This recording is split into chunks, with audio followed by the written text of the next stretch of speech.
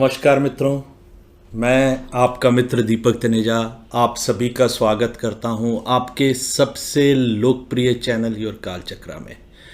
मित्रों, आज मैं विपरीत राजयोग के हर्ष राजयोग के विषय में आपसे बात करने वाला हूं। मित्रों, विपरीत राजयोग पे मैंने एक वीडियो पहले भी बनाया है जिसकी सराहना आप लोगों ने बहुत की है, उसके लिए हृदय से धन्यवाद और आभार। और जिन लोगों ने अभी तक नहीं देखा है कृपया वो अवश्य देखें। आपको विपरीत राजयोग के विषय में किसी प्रकार का कोई संशय नहीं रहेगा। अब इसमें 3 प्रकार के सब डिविजन्स भी हो रखे हैं, अर्थात कंप्लीट विपरीत राजयोग और अथवा सिर्फ एक पार्शियल विपरीत राजयोग भी हम कह सकते हैं कुंडली में बनता है। मित्रों, विपरीत राजयोग में हर्ष विपरीत राजयोग छठे भाव के स्वामी का छठे भाव में, अष्टम में या 12वें भाव में होने से विपरीत हर्ष विपरीत राजयोग बनता है। अब एक चीज तो यहाँ क्लियर हो गई कि ये भावों से बनने वाला राजयोग है, इसमें राशियों का कोई संबंध नहीं है, लेकिन भाव और भाव स्वामी से संबंधित बात हो रही है। छठा भाव हमारे लिए रोग, ऋण, शत्रु, मुश्किलें, डेली रूटीन लाइफ, डिसिप्लिन, हमारे से जूनियर काम करने वाले हमारे साथी, हमारे घर में नौकर चाकर और हमारे पालतू पशु इत्यादि को बताता है। हमें अगर ऋण लेना है तो हमारा छठा भाव हमें देखना पड़ता है। हमें रोगों के संबंध में जानकारी प्राप्त करनी है कि हमें किस किस प्रकार के रोग हो सकते हैं और वो कितने लंबे समय तक रहेंगे, या छोटे नित्य प्रति छोटी छोटी समस्याएं जो होती हैं वो हमारे छठे भाव के स्वामी और छठे भाव से संबंधित रोगों से ही संबंधित होती हैं। मित्रों, अब ये स्वामी अगर अपने ही घर में बैठा है तो कोई भी ग्रह जब अपने घर में बैठता है तो वो अपने घर की रक्षा सबसे बेहतरीन तरीके से करता है। लेकिन जैसा मैंने आपको विपरीत राजयोग के वीडियो में भी बताया था कि ये जो विपरीत राजयोग है तभी आपके लिए कारगर, पॉजिटिव और आपको एक एडवर्स सिचुएशंस में सक्सेसफुल बनाएगा अगर कहीं आपका इसमें किसी प्रकार के शुभ भावों का कोई संबंध नहीं बन रहा है। कुंडली के हम 2 डिवीज़न करते हैं, दूसरा, तीसरा, छठा, 8वां, 11वां और 12वां भाव। इसके अतिरिक्त 4 हमारे केंद्र के भाव होते हैं, अर्थात पहला, चौथा, 7वां, 10वां, और 2 त्रिकोण होते हैं यानी कि पंचम और नवम भाव। दूसरा और 12वां भाव हमारी ज्योतिष में न्यूट्रल हाउसेस कहा गया है। मित्रों, न्यूट्रल हाउसेस से यहाँ पर ये आपको समझना चाहिए कि जैसे ही किसी भी ग्रह के 2 भाव होते हैं, अगर दूसरा भाव अच्छे केंद्र या त्रिकोण में पड़ जाता है तो ये हाउस उसके अनुसार रिजल्ट देगा। अन्यथा अगर ये दोनों के दोनों भाव, दोनों के दोनों राशियां उस ग्रह की इन नेगेटिव हाउसेस में ही आ जाती है तो अकारक होकर वो नेगेटिव प्लैनेट हो जाता है कुंडली का। जैसे सूर्य और चंद्रमा, इनके पास एक एक राशि होने के कारण अगर ये 12वें भाव में, छठे भाव में या अष्टम में इनका अधिकार आता है, इनकी राशि वहाँ पड़ती है, तो ये अपना पूर्ण रिजल्ट अपनी भाव अनुसार ही देंगे। लेकिन अन्य कोई प्लैनेट जिसका दूसरे और 12वें में एक राशि पड़ रही हो और दूसरी राशि केंद्र या त्रिकोण में पड़ रही हो तो हम उसे दूसरी राशि के अनुसार ही मानेंगे। यहाँ पर छठे भाव के स्वामी के साथ कहीं पर भी केंद्र या त्रिकोण का कोई संबंध नहीं बनना चाहिए, अर्थात उनके स्वामियों की दृष्टि से, युति से, योग से कोई संबंध नहीं बनना चाहिए। तो हम मानेंगे कि ये हर्ष विपरीत राजयोग अपने प्रॉपर फ्रूटफुल रिजल्ट्स देगा। जिन लोगों का विपरीत हर्ष राजयोग बनता है, ऐसे लोग जिसमें कोई अफ्लिक्शन पॉजिटिव प्लैनेट्स की नहीं है, तो मैं ये बता देता हूँ कि ऐसे सभी लोग 100% स्वास्थ्य की दृष्टि से, संघर्ष करने की भावना की दृष्टि से बहुत ही बढ़िया होते हैं कि अगर उनका छठे भाव का स्वामी छठे भाव में बैठा हुआ हो।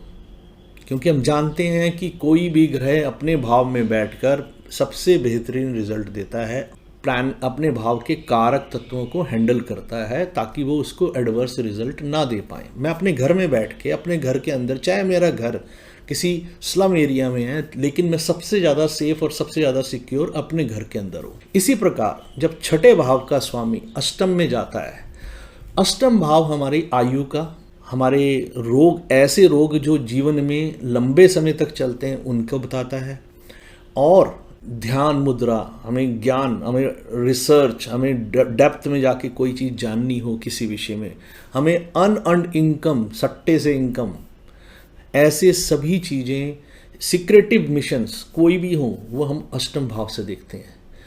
और अध्यात्म का बेस्ट फेस अगर लाइफ का किसी का देखना हो तो उसका अगर अष्टम हाउस एक्टिव हो जाता है या अष्टमेश एक्टिव हो जाता है तो वो बेस्ट फेस होता है उसकी लाइफ का। अब ये छठे भाव का स्वामी जो रोग, ऋण, शत्रु और हमारी डेली रूटीन्स को बताता है, जो ऐसा बताता है कि हमारी डेली रूटीन्स की वजह से हमारे को किस किस प्रकार के रोग हो सकते हैं। ये हमें ये बताता है कि अगर मेरा छठे भाव का स्वामी अगर अष्टम में है और मैंने जो अष्टम के मैंने कारक तत्व बताए हैं इनके अगेंस्ट जाकर मैंने काम किया तो मुझे लाइफ थ्रेटनिंग सिचुएशंस मेरी लाइफ में क्रिएट होंगी। आप कभी भी आजमा कर देख लीजिए, जो अपने भाव के कारक तत्वों को पॉजिटिवली यूज़ करता है उसकी प्रॉब्लम्स धीरे धीरे सोल्व होनी शुरू हो जाती हैं। आप ऑकल्ट में आ जाइए, आपको कोई समस्या नहीं होगी। आप ज्योतिष से संबंधित किसी भी फील्ड को आप डेप्थ में जाकर रिसर्च लेवल तक जाके काम करिए, आपकी प्रॉब्लम्स ख़त्म हो जाएंगी। आपकी लाइफ से ऑब्स्टेकल्स, डिसरिस्पेक्टफुल सिचुएशंस, कोई भी चीज़ कभी आपके सामने नहीं रहेगी अगर आप अपनी इस एनर्जी को पॉजिटिवली यूज़ कर लेंगे।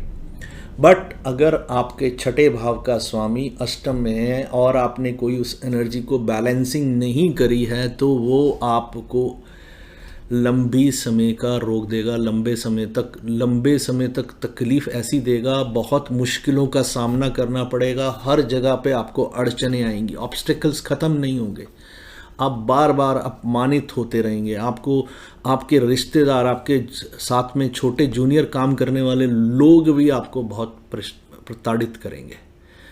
ऐसा आप देखते होंगे कि कभी कभी कोई व्यक्ति है, उसके ऑफिस में उससे जूनियर लोग उसे बहुत तंग कर रहे होते हैं, तो उसके पीछे का कारण अगर आप ढूंढने की कोशिश करेंगे तो ये छठे और आठवें का संबंध नेगेटिवली बन रहा होता है तो होता है। बट यही कारक तत्वों को प्रॉपरली यूटिलाइज करने पर आपके लिए बेस्ट पॉसिबल रिजल्ट्स देने वाला एक योग बन जाता है। मित्रों, मेरे स्टूडेंट्स तो इस बात को एक सेकंड के अंदर समझ जाएंगे कि मैं उनको क्या कहना चाहता हूँ और how to utilise the energy in a right way. तो वो ये बात को समझकर अपनी इस एनर्जी को राइट वे में यूज़ करना ऑलरेडी यूज़ करते हैं वो लोग और सिखाते भी हैं। बट बाकी सभी लोगों को भी ये समझना है कि ये सभी तरफ हमारी जो एनर्जीज़ हैं हमें इनको बैलेंस करना है ताकि ये हमारे लिए कंस्ट्रक्टिव होकर हमारे को आगे बढ़ाने में मदद करें, ना कि हमारे को डिस्ट्रॉय करने में मदद करें। इसी प्रकार ये छठे भाव का स्वामी अगर 12वें भाव में चला जाता है, हम सभी जानते हैं कि सप्तम भाव का 12वां भाव और लगन का 12वां भाव छठा और 12वां बनते हैं। ये हमारे किसी भी प्रकार के वैवाहिक संबंध, पार्टनरशिप्स और जो भी हमारे साथ मित्रता रखते हैं उनके साथ होने वाले संबंधों से संबंधित चीज़ों में समस्याओं को बताता है। बट यही एनर्जी, क्योंकि हमारी डेली लाइफ, डेली रूटीन भी तो 6th हाउस है और हमें डेप्ट्स लेने हैं तो वो हमारे लिए 6th हाउस है और खर्च करना है कहीं पर तो हमारा 12th हाउस है। अब ये लेकिन अगर किसी और केंद्र या त्रिकोण के हाउस से जुड़ रहा है तो ये हमारी इस एनर्जी को पॉजिटिवली नहीं आने देगा।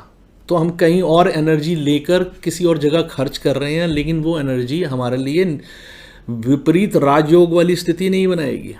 अर्थात जहाँ मुश्किलों में से, एडवर्स सिचुएशंस में से, जहाँ सब तरफ सबको ऐसा लगता है कि सब तरफ ख़त्म है और ये व्यक्ति निकल के एकदम से आता है, निखार के आता है अपने आप को, ये वो सिचुएशन नहीं बनाएगी।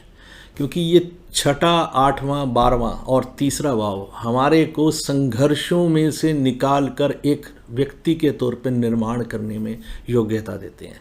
और जब हम योग्य होते हैं तो सफलता हमारी निश्चित होती है। हम किसी भी साधक को, किसी भी एडवर्स सिचुएशंस में विनर्स को, किसी को भी देखेंगे तो उनके ये हाउसेस सबसे ज़्यादा स्ट्रांगली एक्टिव होकर उनको रिजल्ट दे रहे होंगे।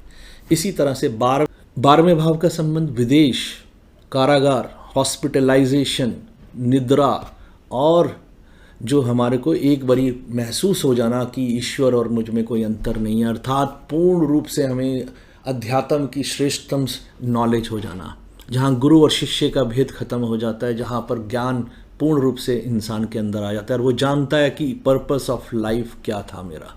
छठे से आप पर्पस ऑफ लाइफ को ढूंढेंगे, अष्टम में उसको आप एक्टिवेट करेंगे और 12th तक आते आते वो आपका पूर्ण रूप से आपके पर्पस ऑफ लाइफ जो हो क्लियर हो जाएगा।